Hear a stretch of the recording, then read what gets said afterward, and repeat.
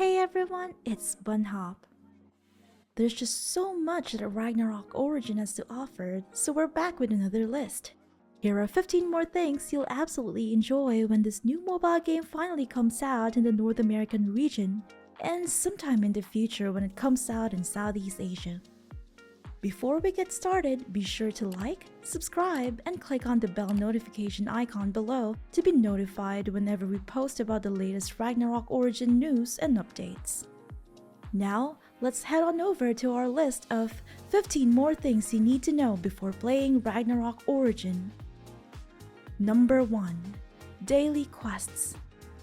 A common feature among MMORPGs, daily quests help a lot in level progression, particularly when your character is already high level. In Ragnarok Origin, dailies are unlocked at level 12. A short quest with the Eden Group, also known as Paradise Group in Ragnarok Origin Japan, introduces you to this feature in a way that is similar to Ragnarok Online's Eden Group leveling quests. Each day, the Eden Group receives requests from Midgard citizens, and adventurers are encouraged to respond to them in exchange for base and job experience, zennies, copper coins, build hearts, and other rewards. You will have a limited number of request tickets that allow you to take on these daily quests. Depending on your level, the maximum number of request tickets you receive each day changes. At level 20, you receive 40 tickets. At level 30, 60 tickets. And from level 45, 80 tickets. These tickets are recharged every day at 5 AM. Each daily quest requires either 10 or 20 request tickets. These quests range from something as simple as dancing in front of the Pantera fountain for 15 minutes for 20 tickets, or for 30 minutes for 40 tickets, to more challenging ones involving combat or stealth. Aside from rewards given by each quest, players can also spin the lucky roulette after having spent 60 request tickets. Each time you spin the roulette, you get a yellow diamond fragment. These fragments can then be exchanged into various items such as old card albums or various core gears. Weekly rewards change every Monday at 5 AM. Some daily quests also give emblems as part of their rewards. Your collection of emblems can be checked under the Emblems tab in the daily quest window. These are Rune Knight's emblem, Desert Guardian's emblem, Archie Company emblem, Rune Midgard's High Court emblem, Explorers Association emblem, and Geffen Council emblem.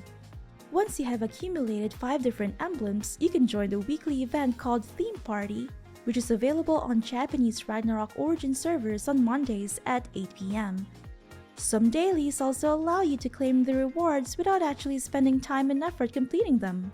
Skip tickets can be used to essentially skip some daily quests. Take note that when you use skip tickets, you still consume the number of request tickets required for the daily quest you've chosen. Number 2. Gacha. In part 3 of our Let's Explore Ragnarok Origin tutorial series, we rolled our first gacha. This is a beginner's gacha called Start Dash 10 consecutive rolls, which allows you to roll the gacha 10 times without any re-rolling limit. Basically, you can keep re-rolling until you receive your desired combination of 10 items. I only really cared for the bunny band and some red potions that time, so I only rolled once. After you leave the Adventurers Academy and change into your first job, the Ragnarok Origin Gacha is made available to you. In JROO, this is the costume gacha from which you can get head and back ornaments as well as costumes. Keep in mind that the rewards change weekly, so if you see something you like from the rewards list, better start rolling before the week ends.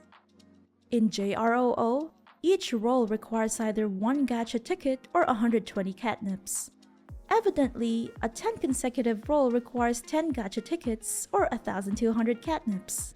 On the lower right-hand corner of the gacha window, you can read each gacha's rules. Tapping the icon below this shows you the list of rewards for that specific gacha, as well as the probability rate for each item. Every time you roll a gacha, you get 1 gacha point. The same top prizes in the costume gacha are available in exchange for a certain number of gacha points, so even if you don't get them by rolling, you still have the chance to acquire your desired item through points exchange. At the end of every week, these gacha points are converted to gold medals. which can be exchanged for items at the gold medal shop.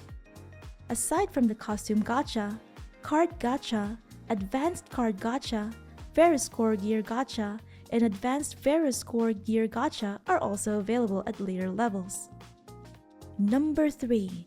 Currencies, the item shop, and VIP pass. By now you may have noticed that Ragnarok Origin has multiple currencies. Unlike in Ragnarok Online, which only has Zennies and Kafra points, ROO has 3. Copper coins are the most common currency in the game. These can be acquired as quest rewards and are used in a variety of ways, including leveling up your mercenaries' equipment and buying and selling basic loot items under the Street Stall tab of the trading window. Copper coins are also used to purchase necessities such as potions, arrows, and gemstones from the item merchants. Unlike in RO, Zennies are harder to come by. These are usually acquired from daily quests and from selling cards. They are used to buy and sell cards, equipment recipes, and other equipment crafting and upgrade requirements under the Commerce tab of the trading window. Catnips are the rarest and thus most valuable currency in the game. They are given out as rewards for events and after successfully defeating boss monsters. Catnips are the paid currency in Ragnarok Origin, used to purchase many of the more valuable items in the item shop, including fashion costumes and packs or boxes. The items under the mystery shop, which changes daily, can only be purchased using catnips. The item shop accepts all of the 3 currencies. Unlike in many other games, you can purchase items from the item shop with non-paid currencies. Among the items that you can buy using copper coins are stat boost potions, equipment upgrade items such as Illuniums and Oridicons, and stat boost food items. On the other hand, items like boost candy, drop candy, gym pass, auto fishing, and auto harvest are available for purchase using Zennies. Aside from the above, the item shop also has the Kafra challenge, which allows you to challenge a lovely Kafra employee in a game of guacamole, or in this case, Rich pouring. The Kafras range from 1 star to 3 star, and the higher their star, the more catnips required to challenge them, which also means the rewards at stake would be higher. If you win against a Kafra employee, you get the prize listed on top of the required number of catnips.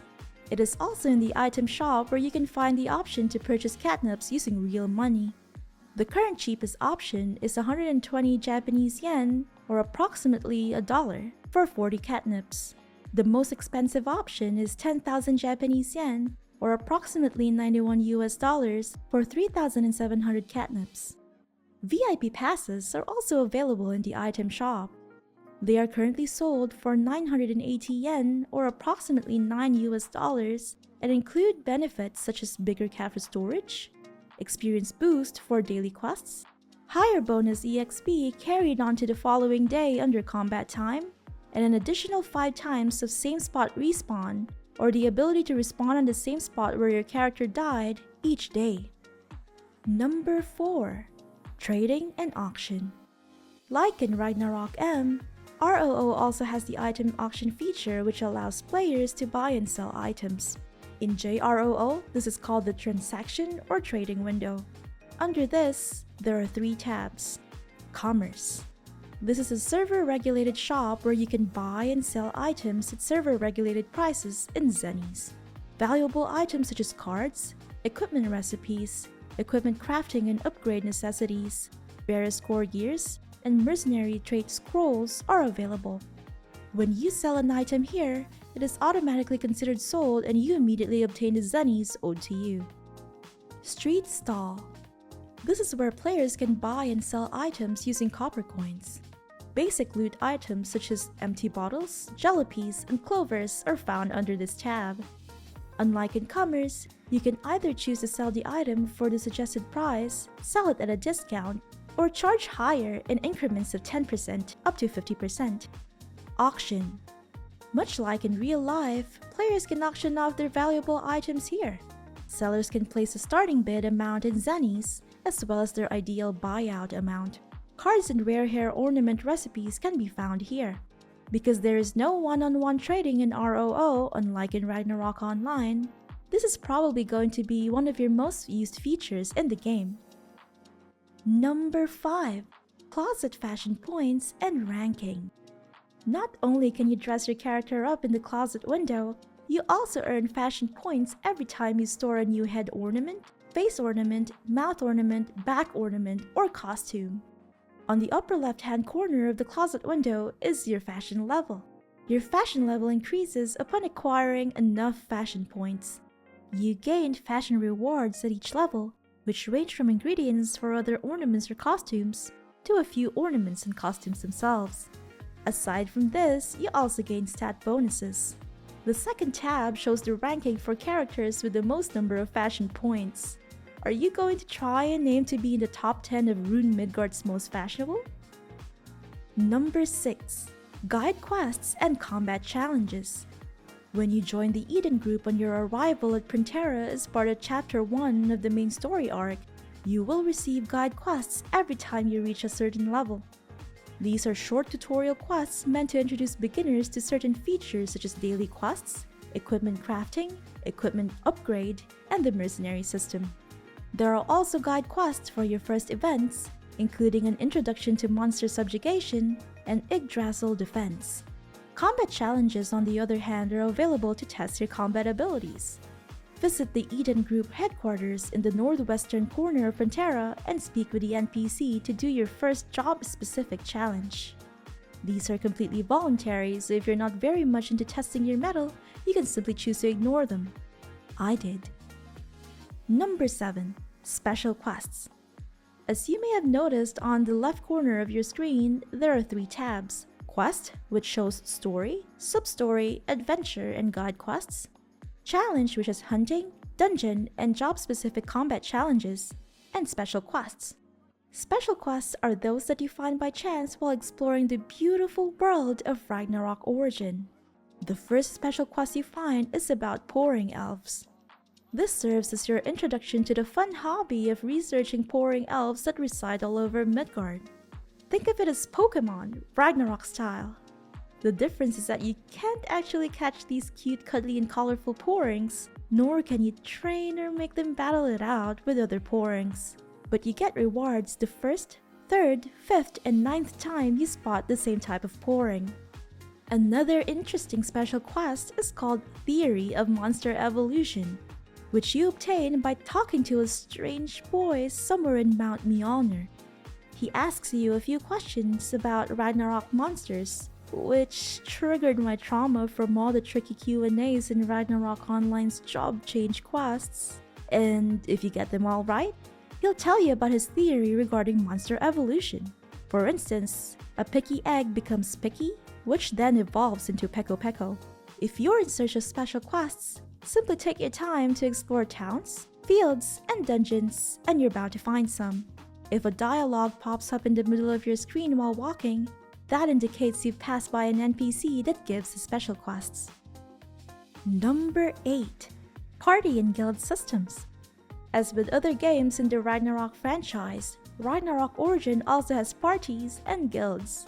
You can create your own party or join someone else's. We have already explored the party window in the previous video, but here's a quick rundown. You can rename your party. Your current mercenaries will join your party, except for parties whose objective is to complete a Sage's Memory Book instance dungeon. The maximum number of players in a party is 5. Under Target, you can set the level requirements for your party. You can also set a specific target or goal for your party, such as Sage's Memory Book, Helheim, Yggdrasil Defense Event, Endless Tower, and so on. You can also set it to none. You can invite specific players to your party or do an auto-matching. If 2 or more players from the same party are on the same map, the base and job experience gain is increased by 20% for 2 players, 30% for 3 players, 40% for 4 players, and 50% for 5 players on the same map. When searching for a party to join, you can select a specific target or goal that fits your objective. You can also set it to none, which will display casual leveling parties.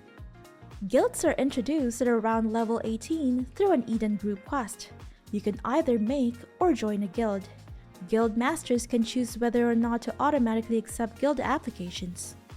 I recommend joining a guild that doesn't have strict level and activeness requirements, accepts newbies, and offers help when you need it.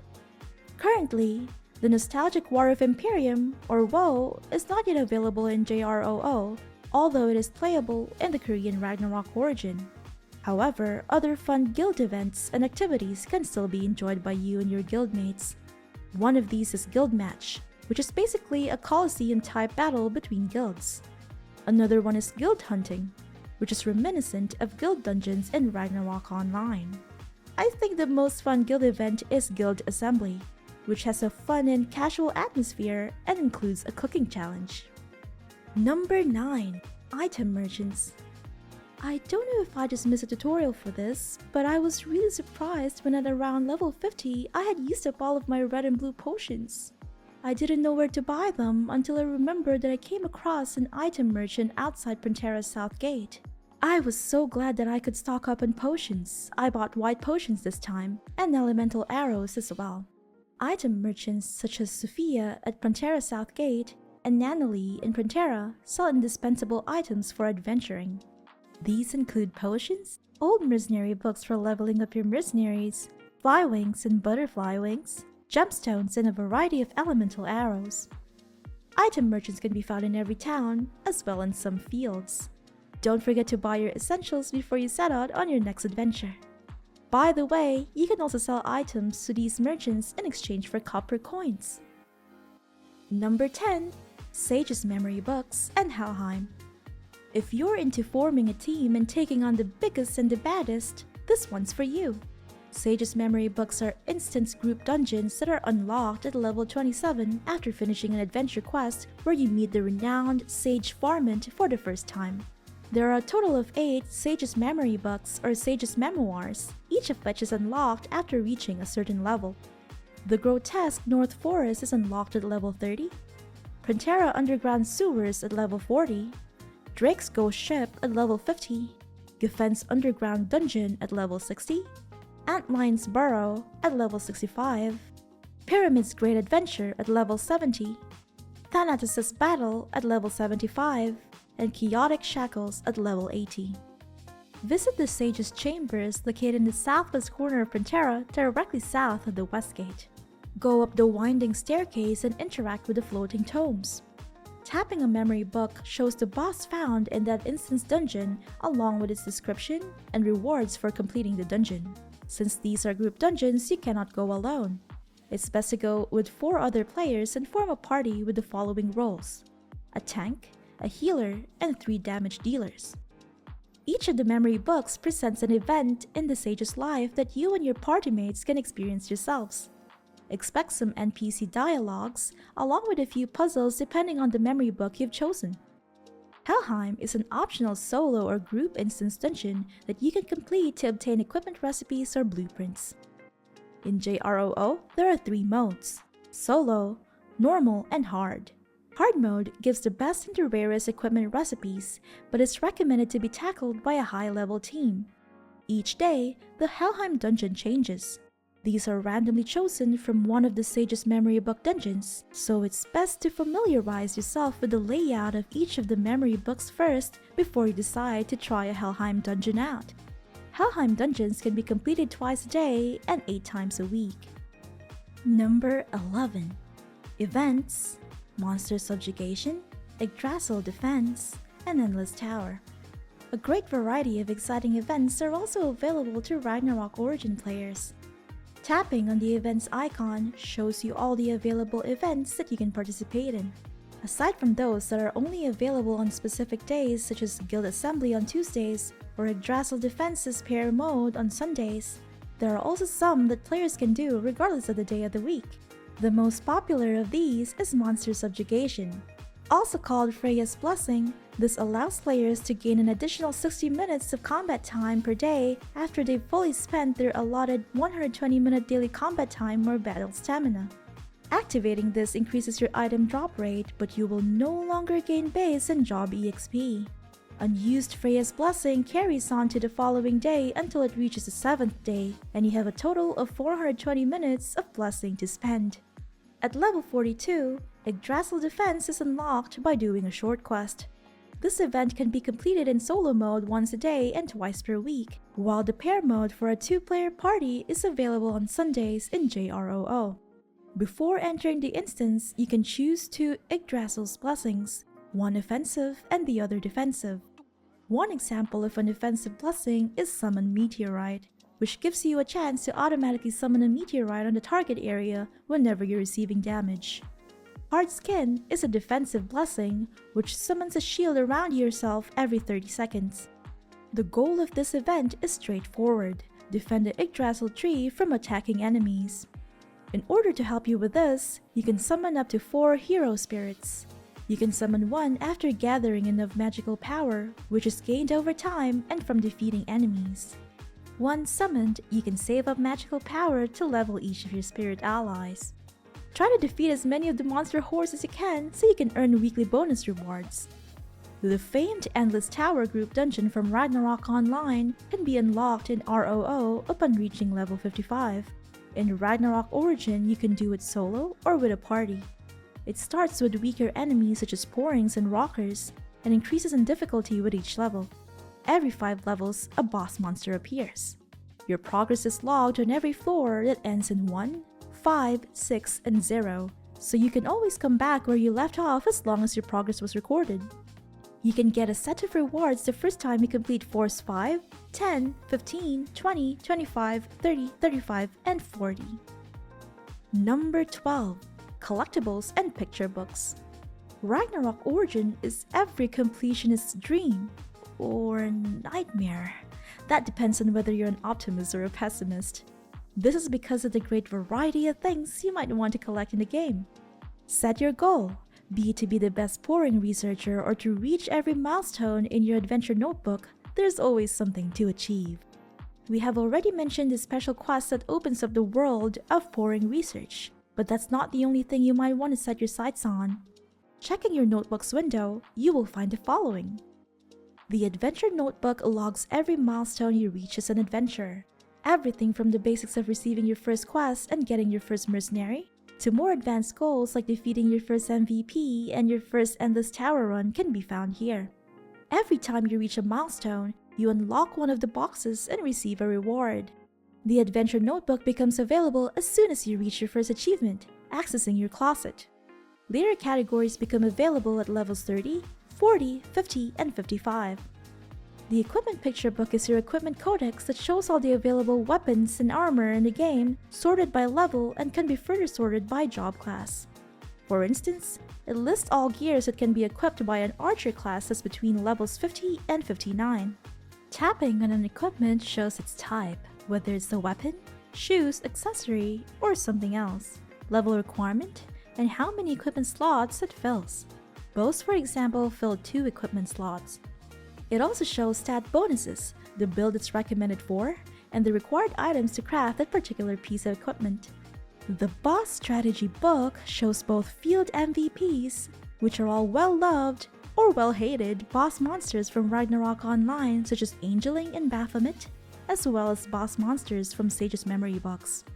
Apart from MVP descriptions, other information found in this book also allows you to devise a strategy to best defeat these bosses. From their monster type and size, elemental attribute, to the skills that these bosses employ to wreak havoc on newbies and veterans alike, this can be your go-to reference book when planning out your boss hunting tactics with your friends. The Monster Picture Book is your monster codex that has all available monsters in Ragnarok Origin, including boss and mini-boss monsters. The first tab sorts them by level, while the second sorts them by monster attribute. You can find all relevant information regarding each monster in this notebook. This ranges from their basic information, monster type, element, and size, to more detailed variables like total max HP except for bosses, physical damage, physical defense, possible item drops, and the specific maps where each monster can be found. Check the Monster Picture Book every time you want to plan out which monsters to hunt to level up. Not only that, you also gain monster research points depending on the number of monsters of the same kind that you have defeated. Defeating 10 monsters of the same kind gives you 5 research points and puts you at level 1 research for that specific monster. You have to defeat 500 of the same monster to reach level 2 and gain 20 research points. Level 2 unlocks the ability to gain special monster drops such as monster dolls and elemental specimens. These can then be exchanged for items such as head ornaments and face ornaments at the monster collection shop, also found in your monster picture book window. Aside from all this, leveling up your monster research level adds bonuses to your stats. The Pouring Observation Notebook, which is unlocked at level 25 through a special quest, has a collection of pourings you've found. Under the second tab, you can read tips on how to find each type of pouring. You gain rewards the first, third, fifth, and ninth time you spot the same pouring elf type. The card picture book is available from level 25. As your card codex, it shows all the currently obtainable cards in the entire game. Aside from what each card does, this notebook also shows you exactly how to acquire the card you want. Most of these monster cards can be obtained through monster drops, old card album, card gacha, and the commerce tab in your trading window. The customized picture book is unlocked at level 25. It allows you to customize your player icon, the displayed title next to your character's name, icon frame, chat bubble appearance, and your chat tag, which is a small icon displayed next to your name on the chat window every time you send a message. This notebook also shows you how to unlock your desired player icon, title, and so on. Number 13. Daily login and progression rewards. Aside from the fun gameplay and community, playing Ragnarok Origin has many other perks. On the Japanese server where I'm currently playing, every character you make receives a reward box upon reaching level 15. Not only this, you get access to a limited duration 15-day login bonus chart that grants you a reward each day you log in until your 15th day when you receive a head ornament. Your rewards window, which is shaped like a gift box, also has progression rewards and login rewards. Both unlocked at level 20, they provide incentives to log in daily and keep leveling up your character. Progression rewards gives each of your characters a gift pack of essentials such as potions and copper coins every 10 levels. You can also purchase an additional gift pack from level 40 using catnips. On the other hand, login rewards grants each of your characters one item each day you log in. On the 8th day, I got a rare head ornament and I'll get another one on my 30th day. Be sure to check the item shop as well for your daily free consumables pack. Note that these rewards might be JROO exclusive and may turn out to be different when NAROO comes out. Number 14. Artisan Pass, Cooking and Brewing. Adventurers need side hustles too. Be a chef, a chemist, a harvester, or a fisherman. Why not be all four? Adventuring can get exhausting. You have a big mystery to solve, other people give you quests here and there when they can probably do these things by themselves, and just too many places to explore. Sometimes you have to find time to focus on yourself. Self-development is as good in RL as in ROO. It's not enough to just know how to kill hordes of monsters, you might also want to learn a craft or two. In Ragnarok Origin, you can make food items and potions that increase your stats. Cooking and brewing are made available through a short quest located in Pantera upon reaching level 40. When you level up your cooking and brewing skills through copper coins, more food and potions will become available for production. However, crafting ingredients have to come from somewhere, right? Some basic items can be bought from NPC merchants in towns, while others have to be gathered from either fishing or harvesting. Aside from ingredients, another important thing to watch out for is your stamina. You can check your stamina meter in your character window. This gets replenished every day, so don't tire yourself out too much. In terms of fishing and harvesting, they may be fun to do manually once in a while, but if you're in a hurry or don't want to spend too much time on these activities, the auto-fishing and auto-harvest books allow you to do the obvious. And finally, number 15. Spectator Mode. Getting bummed every time your entire party dies trying to complete a Sage's Memory Book instance? Want to learn some combat tips and tricks, especially when it comes to skills? Say no more. Ragnarok Origin has a unique feature that allows you to watch other players as they go through Endless Tower, Helheim, Guild Match, and other dungeons. Spectator Mode is something you should check out when you need to know how best to assemble your party for some of the more advanced activities in the game. It's as easy as choosing a category and choosing whose playthrough stream to watch. While watching, you can cycle through each of the party members to see things from their perspective.